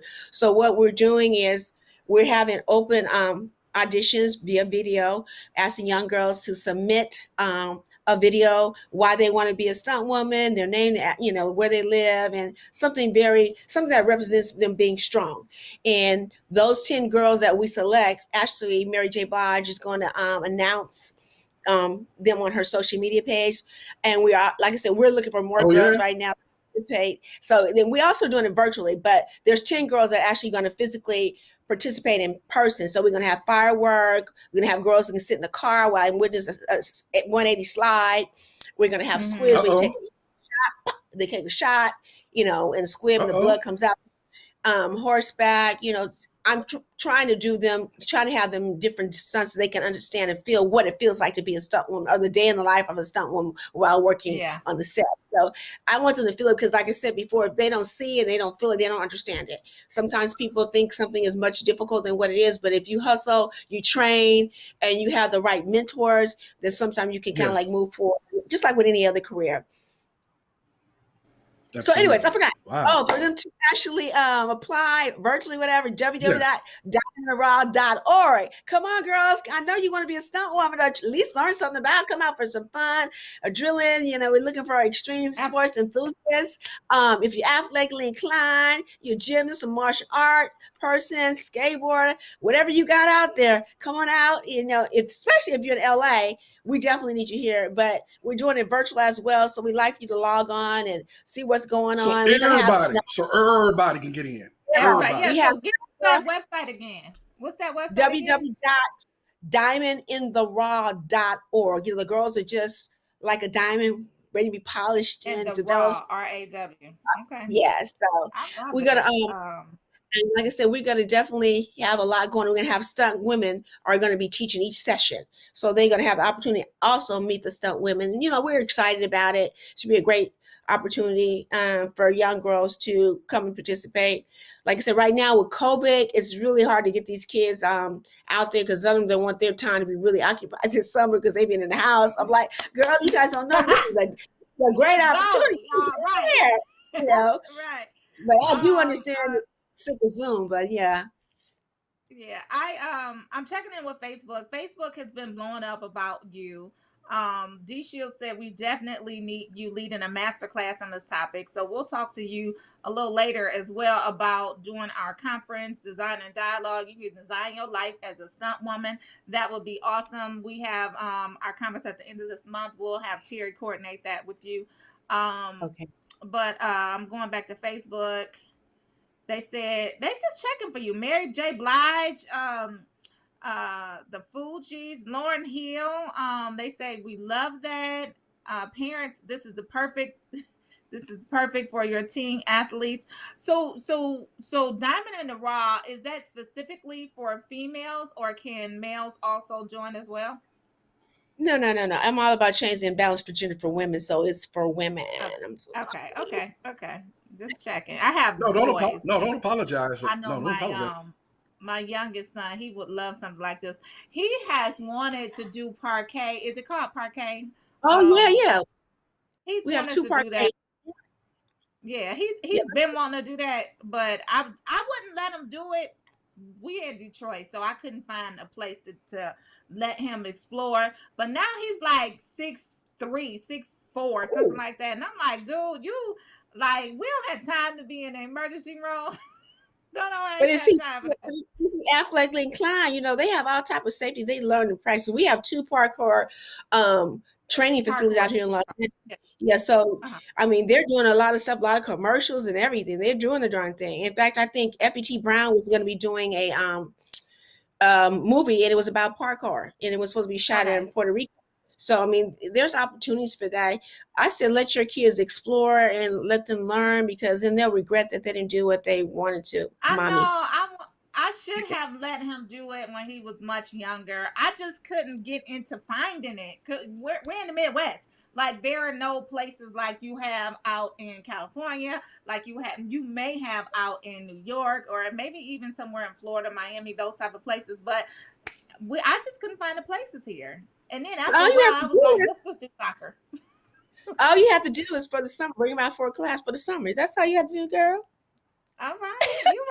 You're right. Yeah, he plays. They're athletic. He plays basketball right now. Oh, good. Yeah, thank God our children are athletically inclined, because talent tends to skip a generation. But we wanted to talk about. You see what I mean? We're supposed to be elevating and vibrating high. Okay, she took a shot at me earlier, so I had to get her back. But we wanted to talk. Wanted to give you an opportunity, because you were an expert hula hooper. How do you call it? Hula hooper. And Portia wanted some lessons on hula hooping. Do you still do hula hoop? I can still hold a couple tricks, but that was like 12 when I did all that. Yeah, when I was a hula hoop champion and representing California and working with Whammo. So that was an interesting thing. I saw some people with a hula hoop, and I was like, what they doing with them things? So I went across the street, and I just picked up real quick. And that first year, the lady kind of like devoted her whole time. That first year I went to me, and we worked out. I had my little silver shoes. I actually was on the David Frost show. I don't know if they tell you, but I was in the Guinness Book of Records. I 1258 hula hoops at one time. So that's one of my claims to fame. So I learned that that's a conversation people people. I used to talk about that either, but it's like, you know, hula. I said, yeah, I was in the Guinness Book of what? Wow. Yeah, but you know, that's when I was very young. But yeah, now I kind of like may talk about it, but I see in these interviews, everybody's fascinated. So I was like, yeah, I was in the Guinness Book of World Records. Yeah, I love it. I might have to take a class this summer on hula hooping. I was never able to just get the knack of it. I just couldn't do it. And then I didn't want to do it that badly because I was just like, okay, I'm fine. Next. But well, it's that not is even definitely practice. It's techniques to it. I mean, we had tricks. I'm not talking about just hula hoops. There's a trick where you can do a hula hoop on your butt, the butt trick. We got all kind of tricks. I mean, my coach. No, I have another friend. She's thinking about actually doing something, you know, with the hula hoop. She's another national hula hoop champion as well. So she is trying to put something together and make things happen, you know, for the most part. I would love to do that. I would love to do that. Then we're more so, we're not talking about just hula hooping, like doing the exercise and the little sexy. We're hula hoop champions. That's what our focus would be on, teaching kids how to hula hoop, you know, learn the tricks, all that kind of stuff. Learn how to get on your waist. That's just a motion. You got to go with the hoop. When you go around, you got to go with the hoop. You know, you go around, go back with it. You see what I'm saying? Okay, I'm gonna go buy me one. I'm gonna find a class because mine would be more for recreational purposes. But it does sound fun. It's fun. Good for exercising. I mean, for real. But yeah. Okay, so tell me, as we begin to close this segment down, I wanted to talk about what do you have in store? Like, what do you see if we were to talk to you? And I hope that we do talk to you in like 3 to 5 years. What is it that you envision branching out to, or what is the next plateau? What is, because it looks like you've always had a knack, as you said, you were in the Guinness Book of World Records as a child, as a teen, and that kind of prepared you and set the platform for you to be a pioneering woman as an adult.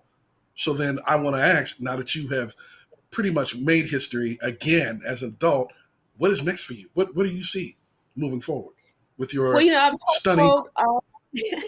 I hustled all my life and stunts, you know, I'm not a spring chicken anymore. So my focus really is stunt coordinating and just kind of like staying there and second unit directing the action director. Then after that, my other goals is just to work on products that I'm going to be implementing or bringing out to fruition out on the line to, you know, to the world. Pretty much that's it. And of course, still work with young girls, you know, because I didn't have anybody to actually introduce me to the business. I feel that it's my responsibility to educate kids from underserved and underrepresented communities, Black, of course, to these careers behind the scene, because they can make so much money, as I said, in generational wealth. And, you know, just a legacy component. If we can have our families getting into the business and passing along, that would really help change the imbalance of gender. And as long as we can stick together, it'd be really a great, and keep the opportunities rolling. So that my next thing is just pretty much staying true to the core of what my belief is and what my passion is in entertainment, because I love stunts. Anything that's dealing with stunts, I love, you know, the whole ambiance on it. And producing the award show, I'm still working on that. We didn't do the award show last year. We had secured Halle Berry to honor her. We tried for years, and we finally received her, you know, accept our invitation. The show was supposed to be March 22nd, and we had to kind of like cancel because of COVID. So now we're looking forward to around September doing a virtual award show. Miss LaFay hates virtual, but it looks like that's my only recourse at the moment. So I'm trying to figure out how to move forward with a virtual award show to honor all the honorees, because we actually had all the winners, the honorees, and everything was ready to go for March, but I just couldn't take a chance, and because the award show was going to be at the University of Sheraton, and you know, internationally we didn't know what was really going on with the COVID and the pandemic, so we kind of put a hush. We want to be sued if anything goes wrong. You know, I'm thinking in advance. So I'm like, oh no, we're gonna have to have an emergency meeting, and we're gonna have to shut this down. So, anyways, that's where I am right now. The award show is called the Action Icon Awards. You can look that up on the internet as well. www.actioniconawards.com. My Facebook, I don't even think it's up. I'm revamping my website, but it's www.lafaybaker.com. But if you want to find any information about me, I've noticed that they got a lot of stuff on the internet about LaFay Baker, so you can kind of like look me up there. And yeah, no. And then, like I said, of course, www.diamondtheraw.org. That's what my main push is right now, because Mary J. Blige is supposed to announce on her social media page, in the next couple of weeks. And right now, Wow. I have 7 beautiful videos that have been submitted. So I'm looking for more girls, because Gobon is really serious about that. So I got to deliver, so come on out. Tell people, if you have friends that live in California, Los Angeles, y'all in Detroit, y'all can watch virtually, sign up on the internet. Your friends live out here. It's going to be a great experience. Whenever I put a program together, I kind of like go big, and it should be fabulous. Love it. Yeah, I had one more question. I wanted to know, you were one of the only ones back in the day. How many black stunt women has it increased exponentially?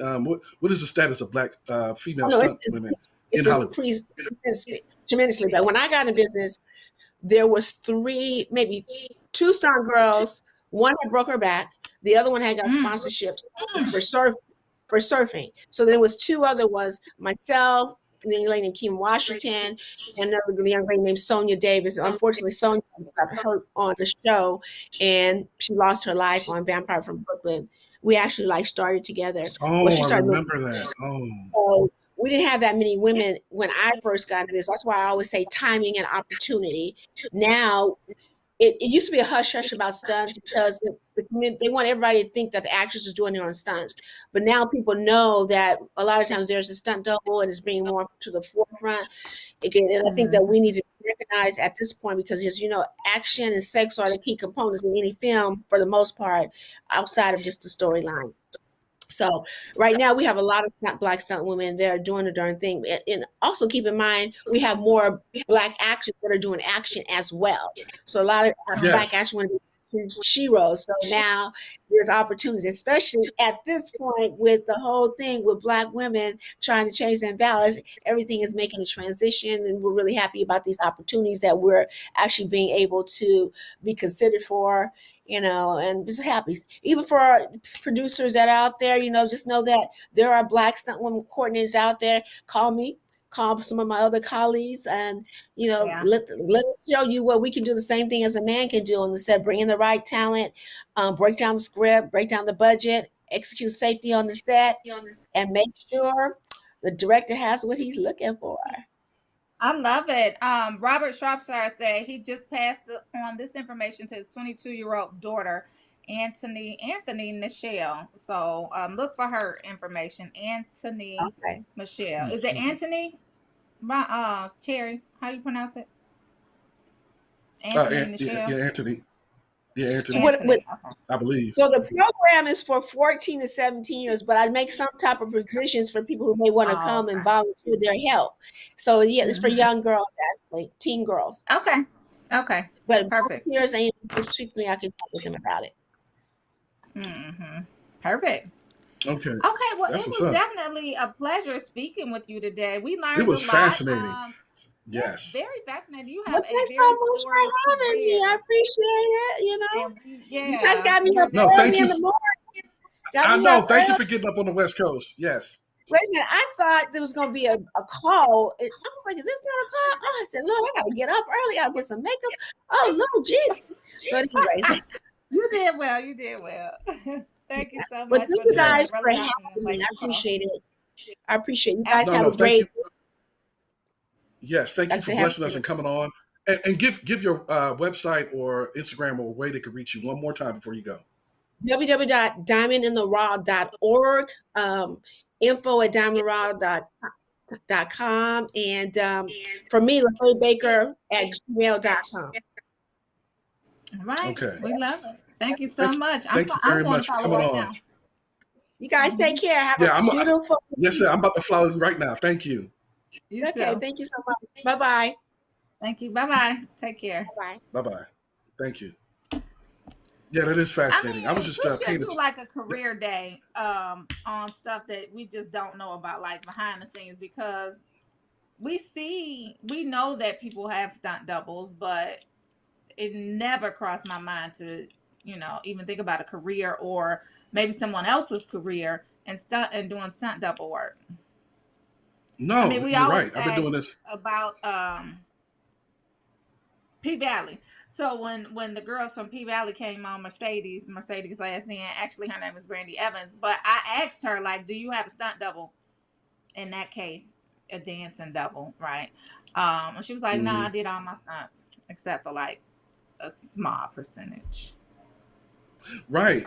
And that was the first time. I mean, I've been doing this for 20 some odd years.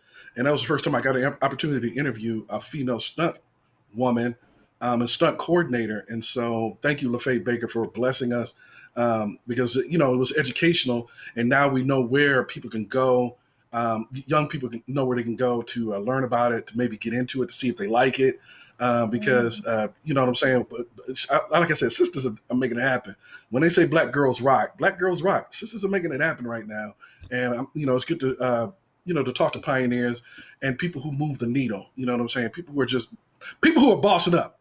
That's what I'm saying. LaFaye Baker is a boss. She is that. Definitely that. Why is my watch doing this, y'all? I don't know how to turn this light on. She's definitely a boss, y'all. I'm excited for her organization, her foundation, her collaboration with Mary J. Blige, introducing this career to a lot of young women out there. Just practice safety precautions, y'all, because I don't know if I would have been able to get back up after that loss. Listen, I'm good. Like, I just would have been super good. Like, hold on. Wait a minute. I would have been super good. Promise y'all I wouldn't have did that. Yeah. I wouldn't have followed in that damn career. Yeah. Or seeing LaFaye Baker hanging, hundreds of feet in the air from a scaffold. I'm not that Jumping kid. in water. I ain't the one. Listen, I have a video on my Instagram. Last time I was in Jamaica, which I am not proud of, by the way. It was 2017. But anyway, I was trying to jump off of the little boat that we were on to go snorkeling. And it took me forever to jump off of that boat with the life jacket on. I didn't slip. I did not slip. I didn't slip. But my anxiety was at an all-time high. Even with the guy being there, the tour guide or whatnot, he was like, just jump in, I got you. I'm like, So anyway, just seeing her do those stunts, those type of stunts, gave me so much anxiety just watching them. Like, you being thrown from a train for real. Like, literally. And or like LaFaye Baker, falling or being thrown through a window into the water. I don't care how much water is down there below. I don't care. I ain't the kid. I ain't the one. So LaFaye Baker, shout out to you. Yes, much respect to her. Did y'all see her on fire? Did you see her on fire? I don't know if you saw it in real, but she was walking while she was literally on fire. Her face was exposed. I'm like, what they put on her face to make sure she didn't get singed? You should have asked her that, because I ain't that dude. No. I'm a fan of yours, LaFaye Baker, but I don't want to follow your footsteps. Nah. No. Yeah, definitely much respect to her, because it's a super cool career. It's just very hazardous, and you can potentially lose your life. Like she was saying, her one friend lost her life as well. And then Jean was in the comments saying that her friend lost her life on Deadpool. Was that the name of it? I'm looking for it.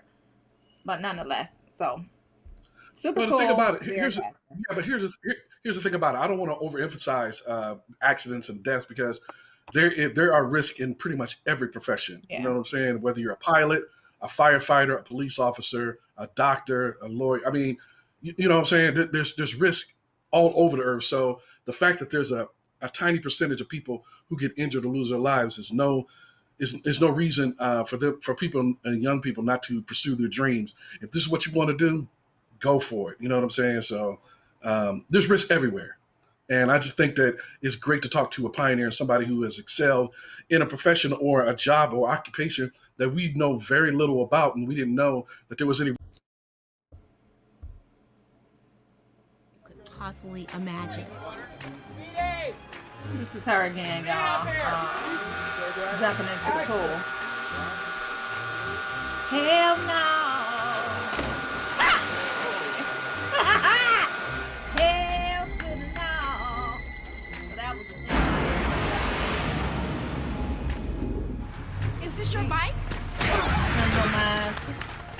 Well, we know that was fake, but when she was Angela Bassett in this movie, Greenland, never.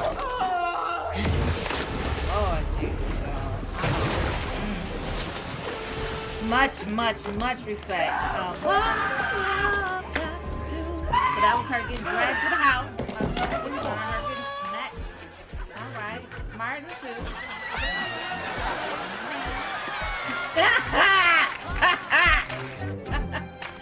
That was a cool one. Is this the Fuji's video that she was talking about? Okay, watch not never. Y'all, I have anxiety about doing zip line, and I would never. Don't be a menace to society while drinking your One of my areas of strength, pretty much fight scenes, in the heat fire of the work, night. This is where she was on fire. I love car work. Next, stuntwoman LaFaye Baker moves in to take the fall from the moving train. Being literally thrown from the train. She does. Never. Y'all lost your damn mind. But she did great. She, LaFaye Baker. Beautiful, y'all. She's beautiful. Oh, so that was the Virtuosity film. Look at her. Face all exposed. We do see a gel on her face, but that's just a hard no for me. Like, I'm not about to walk around being on fire. I'm sure she's highly paid, but what the heck? Oh, Lord. Lord. How many times did she have to practice that scene? And then she got up smiling. Girl, no. Anyway, that was LaFaye Baker, Hollywood stunt woman for years. She was on the show today, and she brought us some amazing stories. Told us some amazing things. She has her foundation, Diamond in the Raw Foundation. Go to her organization, her website page, all of that great stuff to find out more information about her. But it is 9:59 on the Rolling Out AM Wake Up Call.